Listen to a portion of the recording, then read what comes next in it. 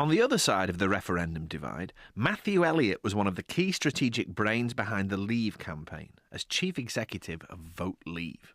I think there's a common theme across the whole of the Western world since the financial crisis. The idea that people are resentful of the elite and how they're governing things and the establishment, and the fact they don't feel that government or the establishment are actually helping the average person. People felt really let down by the bankers, resentful of the politicians for having bailed out the banks and not punished them for what they did.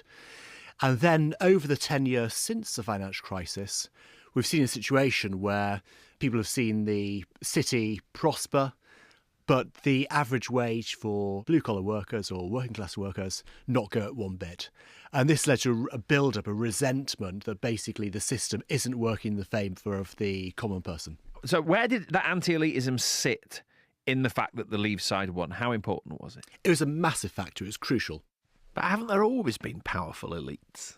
It is very true that elites have always run countries. I think what's new is the idea that international elites are running countries, and the idea that the elites of countries have more in common with the elites in other countries than they do with the people in their own country.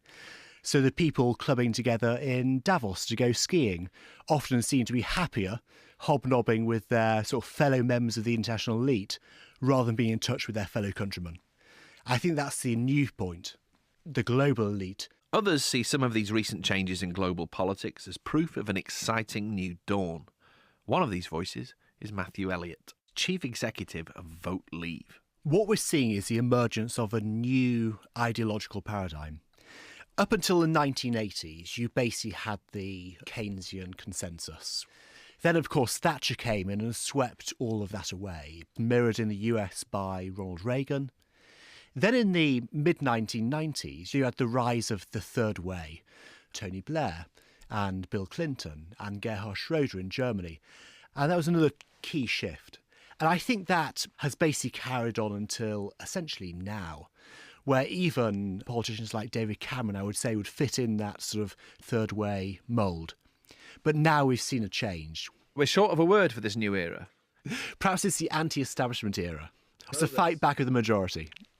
And what I think we're moving towards is a system where actually politicians tap in again with what are the mainstream concerns of the majority of people in their country. And they are basically defending the national interests of those countries, defending the borders of the countries, and basically putting their countries first.